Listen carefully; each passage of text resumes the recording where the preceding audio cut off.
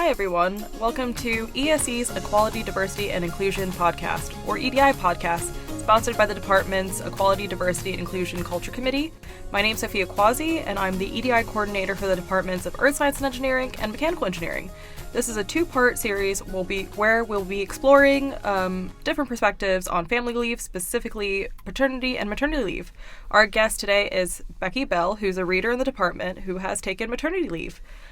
So, like mentioned in the last episode, finding out you're a parent is very exciting, but navigating the policies and procedures in the workplace can be daunting. And the aim of this two-part series is to have different conversations with different colleagues to demystify the process and to highlight the support available to staff within the department.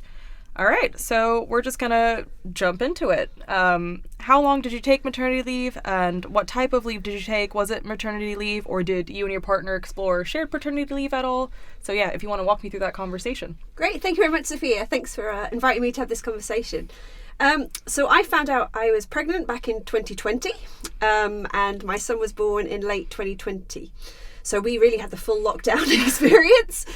So all through the pregnancy and my maternity leave, we had COVID restrictions in place. So my experience of maternity leave might be a bit different from other people's. Hopefully, we won't have to do that again. So I took maternity leave, and I started in October. My husband had 2 weeks of paternity leave. He decided to take a week of annual leave as well, to give him 3 weeks, which turned out to be really good because my son, the first day after he was born, we were all ready to go home, and then they diagnosed him with jaundice. So then we were in hospital for a week. With COVID, the visiting hours were super restricted. So, my poor husband could only come in for a few hours a day. So he felt that first week of paternity leave was a bit wasted. He couldn't really help us. So luckily with his annual leave, we still got a full kind of 2 weeks all at home together. I always knew that I wanted to do some form of shared parental leave, so both to help me get back to work more quickly, but also from an equality perspective. I really like the idea of shared parental leave, so I wanted to be involved in that and take it up. Luckily, my husband was really on board as well. So the shared parental leave policy is quite confusing, so I recommend if anyone is thinking of doing it, read the website, go and speak to HR. I think it's always easier to speak to a person to try and navigate it. It's, kind of complicated because it, relates to your own company's enhanced parental leave policies, but also your partner's company's enhanced parental leave policy if they have it. So it took us quite a while to work out, financially what would it mean, and happily, in the end, it actually worked out financially better for us to take shared parental leave than for me just to take maternity leave, which was, a thing that we kind of discovered later. And I think it's really important for, fathers and partners to experience what it's like to look after a baby full time, to give them a bit of an idea of what it was like for, the mother on maternity leave. Gives them a bit of practice and confidence to look after a baby too. So I think that's helpful that once all of the leave is over, I think there's often a tendency that it still ends up the person that went on maternity leave doing the primary care, whereas if you've done shared parental leave and the other partner is very confident, with the baby, that can kind of help share those responsibilities. And it's also nice because it gives the father, some time to properly bond with the baby over an extended period too. So our initial plan was that I would do 7 months maternity leave, and then my husband would do 2 months at the end. When it got to the point where my son was about 4 or 5 months old, finally the COVID-19 restrictions began to lift, and all of the baby groups, the coffee shops opened, and soft plays opened, and we could start to do things. So I felt I wanted a bit longer maternity leave so I could get to have all of those experiences with him. I would have felt a bit shortchanged if as soon as everything opened I had to go back. So in the end I did 8 months maternity leave, and my husband just did 1 month shared parental leave, but that was still super useful. But it did make me, I always wondered why everybody didn't do shared parental leave. It seemed a really obvious thing for everybody to do, but now I've experienced maternity leave myself, I realise it's a really special time, so I can see why many people don't want to cut that time short. Yeah, and it's interesting hearing that experience from you, because Fred only did 2 weeks, and he's like, it went by so quickly for him.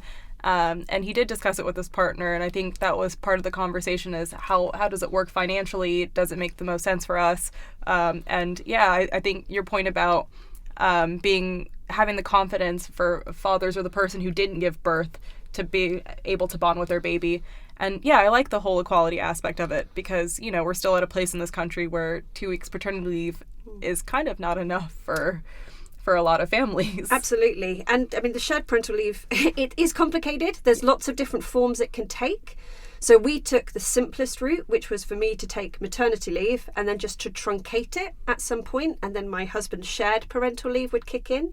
So all he needed to do was inform his company 8 weeks before he wanted to start shared parental leave. So we could actually be really flexible. It's not like, when you submit your MAP B1 form or something, you have to commit to exactly what's going to happen. You basically just say, I'm going to do maternity leave, and then at some point you inform your employer that you're going to come back, and your partner informs their employer 8 weeks in advance that they're going to take leave. So it's super flexible doing it that way.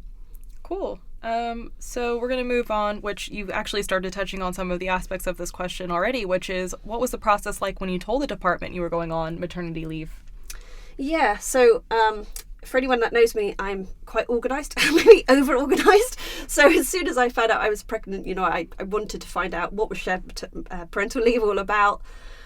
I struggled to understand it from the websites, and that's not, that's nothing wrong with Imperial's websites or my husband's company's websites. It's just really difficult. So I wanted to speak to somebody in person. I could see, in February 2020 that COVID was on the horizon, and that possibly soon a conversation with somebody sat in front of me would not be possible.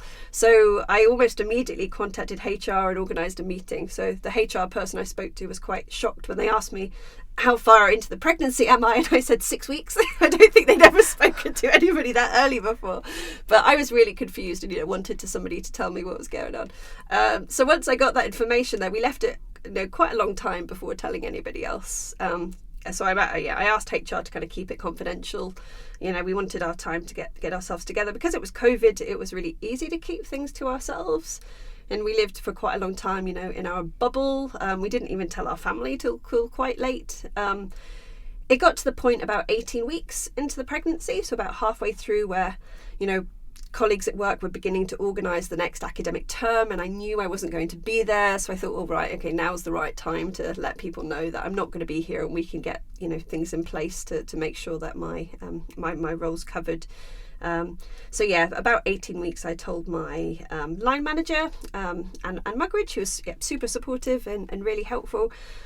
The hardest thing was telling my PhD students, so I felt really bad. I felt like I was letting them down, going away for an extended period. I kept putting that off, and because it was COVID, I couldn't tell them in person, so it had to be on Teams, and some of them I couldn't manage to organise Teams meetings, so I had to do it by email, because otherwise they'd find out through the grapevine. I didn't want them to find out secondhand. So yeah, that was hard. Oh, yeah, I can imagine. And, I imagine it's always that internal aspect of,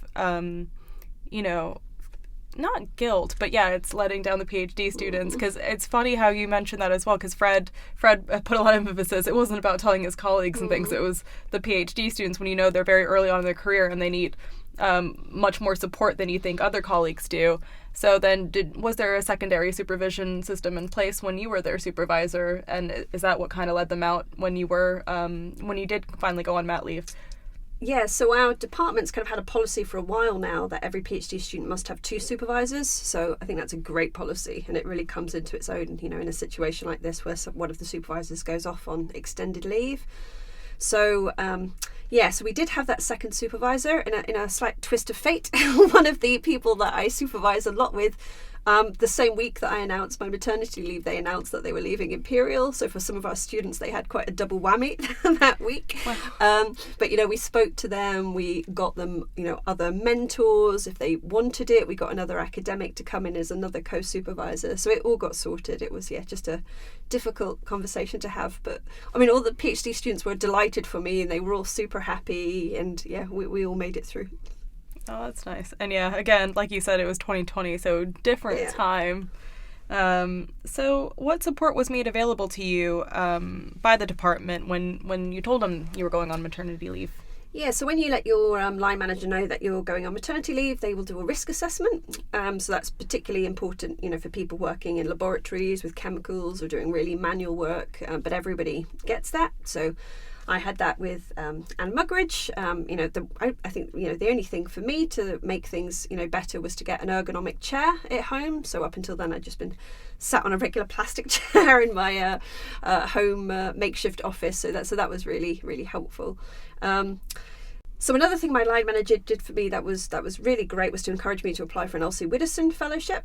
So these are fellowships that you apply before you go on maternity leave, and they provide you with cover for teaching and administrative responsibilities for academics when you eventually return.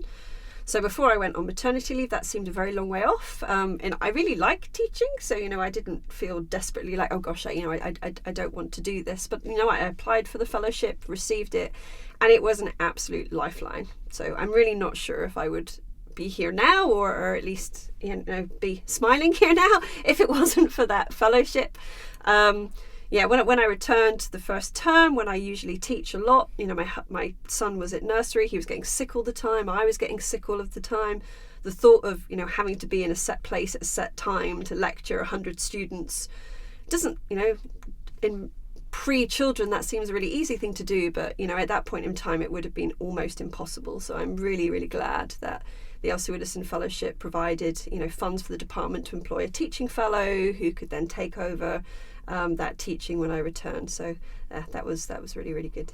Yeah, and did we actually define what the Elsie Widdowson fellowship is? So it is just funding for returning parents from mat leave. I didn't realize that you had to apply before you went on mat leave.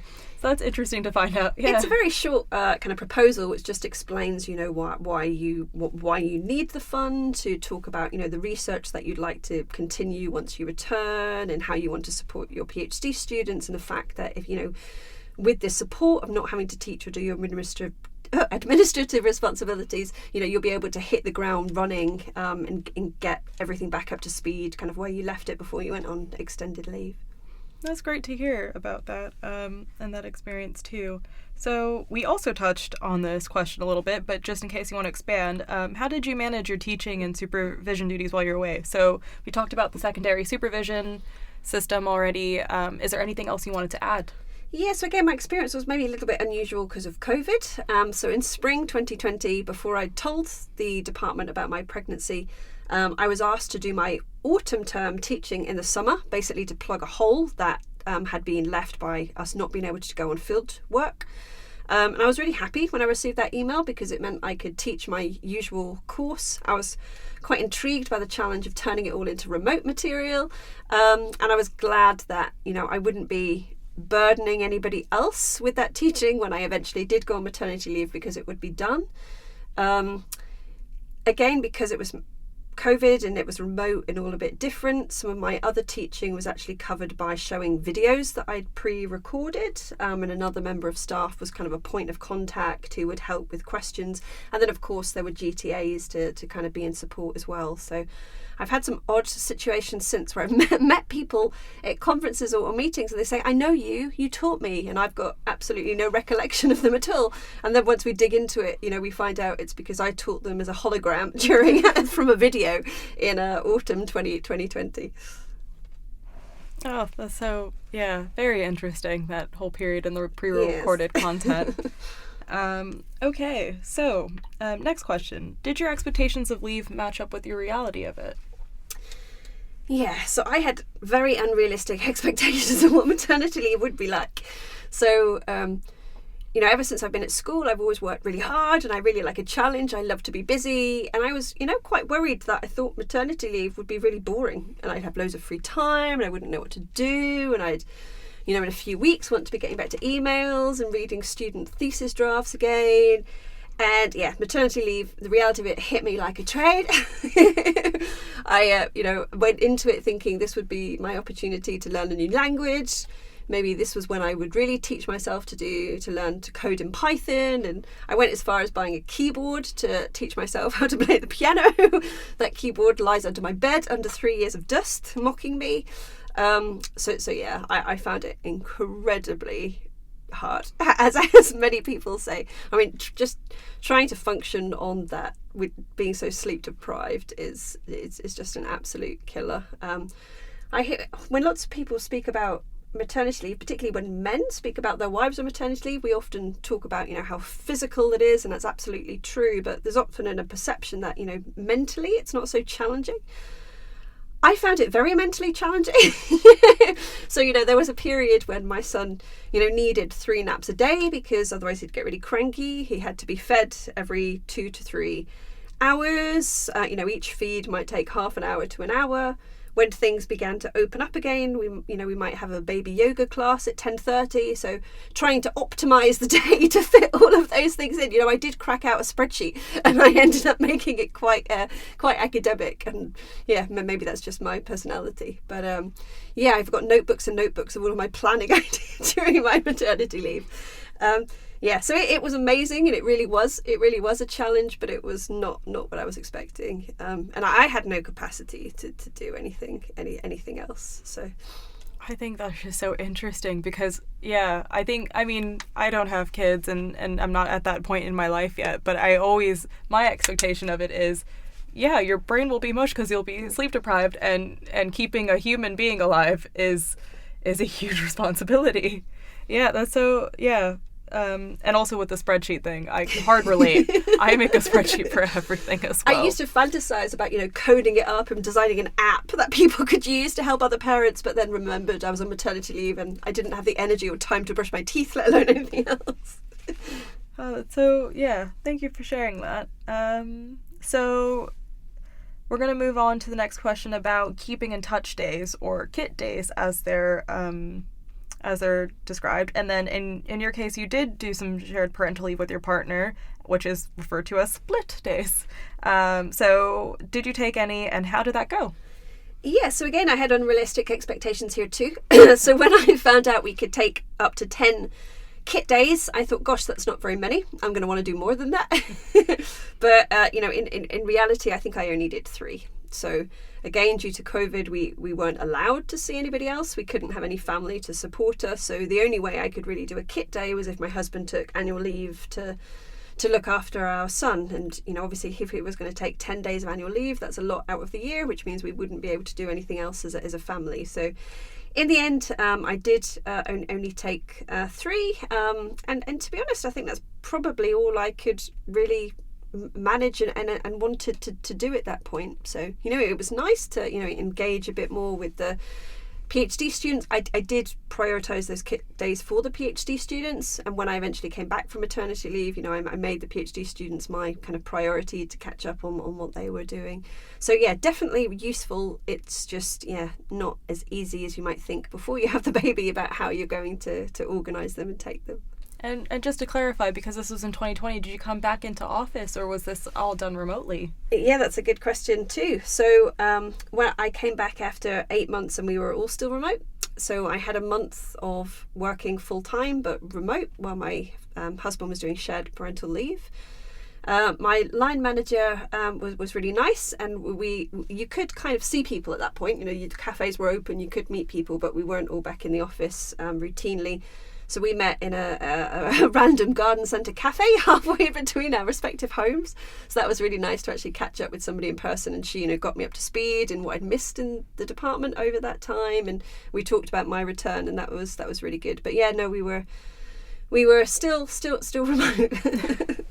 All right, thank you for that. And what was it like returning to work? Did your colleagues give you a warm welcome when you returned? Yes, again, it was slightly odd because we were all still remote again. So when we eventually did all get back to the office in about September 2021, I didn't really feel any different to anybody else. So, you know, everybody was greeting each other in the corridor. We hadn't seen each other since March 2020. So the kinds of conversations I was having with people were exactly the same that, you know, 2 other people that hadn't been on maternity leave were having. So it was kind of nice. I didn't really almost feel like I'd missed out on anything because everybody was in the same boat. After I did my 1 month when my husband was on shared parental leave, I then used all of the holiday that I'd kind of accrued to work part-time. So I came back, I think actually I did a few weeks at 2 days a week. and then worked up to 3 and then 4, then eventually 5. And that worked well for me because, I wasn't super keen on the idea of my son, being with us all the time and then suddenly being in a nursery 5 days a week. So it allowed him to kind of gradually transition. And, it was also fun for me to have a bit more time with him once those restrictions had lifted. I remember, really when I got to 4 days a week, really enjoying my Friday with him when we do, toddler scents in the morning and gymnastics in the afternoon, and that was really nice. I actually decided to buy 10 days additional annual leave, which is something that we can do at Imperial. So that bought me an extra 10 weeks of being able to do 4 days a week, which was really nice. Okay, that's great to hear. And we're getting close to the concluding questions, but the final one, before we talk about advice, is: has anything changed about the way you work since having children? So, for example, any flexible working arrangements? Yeah, so before the pandemic, I used to come in basically every day. I might work from home, I don't know, once every 3 weeks or something like that. And I guess one good thing about the pandemic is that it really has normalised working from home, and I think it's led to an acceptance that we can work really effectively from home. And not just our company, Imperial, other companies, including the company my husband works for too. So we've now, well, our ideal is that, half the week my husband will work from home, in which case he'll do pickups and drop-offs, which will allow me to be in the office for a full work day, and then we'll obviously alternate on other days of the week. Doesn't always work like that. So today, for example, we've both had to be in central London, which means for one of us, we end up with quite a truncated work day. The nursery doesn't open till 8 and I have to be back by 6. I should say my son goes to nursery close to our home. So we made that decision rather than being at the Imperial nursery, which is really, really good. But then it would always be me doing pickups and drop-offs because my husband works in Canary Wharf. So we decided to get a local nursery so we could kind of both share that. But yeah, so I have to be back today by 6, which means, I have to be out of here by 4:30 to make sure I've definitely got enough time to get there, regardless of whatever happens on the trains. So, it does mean, ending up working, late into the night sometimes to catch up, trying to steal some time at the weekends, which is obviously much more difficult when you now have a toddler. But I think the biggest thing that's changed, though, in the way I work is just my perspective. So I used to be the kind of person that, would spend ages writing an email to make sure I got the tone right, not wanting to offend anyone. And now I've just got to the point where it just has to get done. And I just have to write the email, press send, and then not think about it again. So I've really become much more ruthlessly efficient.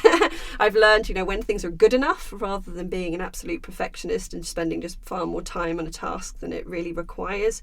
So, in that respect, I think it's kind of made me a better academic. I focus much more on the really important things and, don't sweat the small stuff. Yeah, and Outlook now lets you thumbs up emails, which I really like. It's like, cool, I don't have to respond, I could just thumbs up. So yeah, that leads us to our final question, what advice do you have for people who are taking paternity, maternity, or shared paternity leave? So I think I'd suggest thinking very seriously about shared parental leave, having a conversation with your partner, weighing up the pros and cons, and realising that, if you take the option that I took with the truncated maternity leave, transferring to the shared parental leave, you don't have to make a decision before the baby's born. You can be a bit flexible and see how things go, see how you feel, once the baby's a bit older. And yeah, manage your expectations. So, and be kind to yourself. So really don't overpromise. So I actually got this advice from a colleague before I went on maternity leave, which was, don't promise your PhD students that in March you'll have a kit day and you'll read their thesis drafts because you might not be able to. So don't promise them anything, and then whatever you're able to do is a nice bonus. So yeah, that was a really, really good piece of advice. All right. Thank you so much, Becky, for that and just sharing your experience. So just a reminder that there are dedicated web pages explaining the various types of family leave available to take. There's lots of support available, like the New Parents Workshops and a buddy scheme, as well as the Parents Network.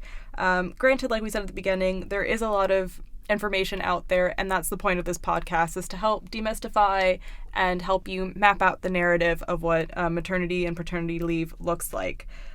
So if you're interested in exploring an EDI-related topic in the podcast, just let Becky or I know, and we will facilitate that. Thank you so much. Thanks, Sophia.